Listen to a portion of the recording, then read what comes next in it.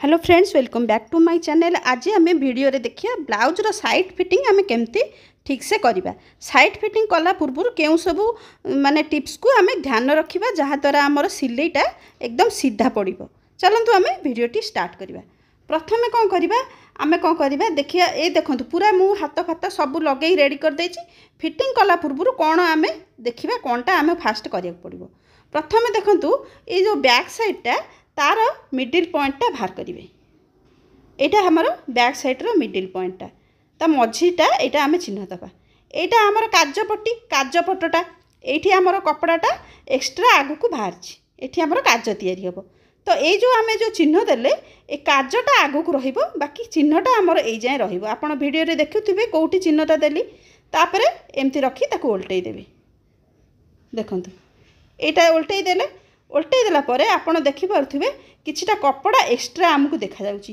ए extra कपड़ा द्वारा आमर सिलेईटा सीधा पड़ेनी। तो आमे कौन करिबा सिलेईटा आमर एठू तेरछा एमती ऊपर सीधा रे आसीबो, किंतु तळु जतले आसीबो आमर सीधाटा तेरछा आमर सिलेईटा तेरछा पड़ जाए। तो सेथि पई आमर एटा को मेन टिप्स आमर एटा होची, एटा को ध्यान रे रखिबा आमर उचित। आमर तण करे एई एक्स्ट्राटा को आमे कटिंग कर दबा। तो चलंतु ए प्रथमे एपटटा कटिंग कर दबा। एटा कटिंग कला परे तापरे देखंतु जण जनकर आठू अधिका भी एक्स्ट्रा बाहरिबो। तो देखंतु एपटटा आमर किछि भी जॉइंट हेनी, हुकपट इपटटा आमर भितर को कपड़ाटा फोल्ड हेची। तो सेपटरे भी आमर सेमती चिन्ह पाखे रखिबा। आउ एठी देखंतु एक्स्ट्रा पटटा एमती भलो भाबे सेट कर देबे हाथ रे रखिकिरी। तापरे आमर जो एक्स्ट्रा देखंतु छाती पाखटा भी भलो भाबे सेट करिवे, नले अधिका कटि जिवो। तो ये देखो एक्स्ट्रा पटटा आमर ये जो रहा आमर एक्स्ट्राटा ये कटिंग करदे। आमर एबे कटिंग हो गला।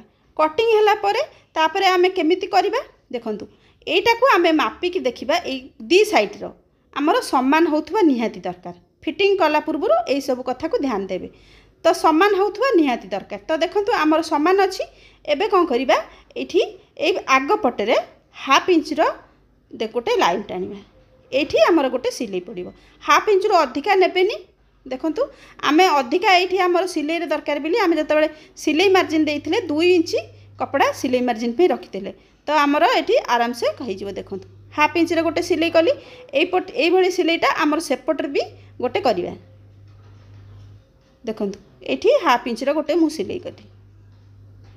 ए सिलाई द्वारा आमर ब्लाउजटा भलो फिनिशिंग देखा जाई थाए। देखंतु किछि सूता बाहरिबन। देखंतु मु ताको उल्टै किरी देखौची आपनको। देखंतु किछि भी सूता बाहरनी, केते सुंदर फिनिशिंग देखा होची। तापर आरी ऊपर आ गोटे सिलाई भी आमे पकई दबा। पूरा एकदम धारे धारे सिलाई गोटे पकई दबा। एपटे जेमती पकईले आमे सेपटे भी सेई भली भाबे सिलाईटे पकई दबा। देखंतु दी पटे जाक मु सिलाई पकई देइची। एबे आमे फिटिंग रो चिन्ह दबा। एटा देखंतु आमर हुक पट्टी पट जोटा कि आमर कपड़ाटा भितर को फोल्ड हो जाइछि, किछि बाहर को बाहरेनी। तो आर आमर यहाँ 36 साइज रो। तो 36 रो 4 भाग रु भागे होची 9। आमर चेस्टा थिला 36 तो 4 भाग रु भागे 9। आउ एटा अंटाटा आमर 32 ता 4 भाग रु भागे 8। एपरि भाबे आपण चिन्ह देबे। आउ आमर मोहरीटा होची 12 12 तार अधा 6।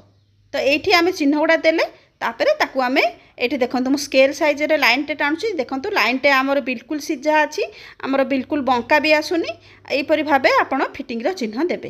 तापरे एपटरे जेमति देले सेपटरे आमर टिके अलगा हबो।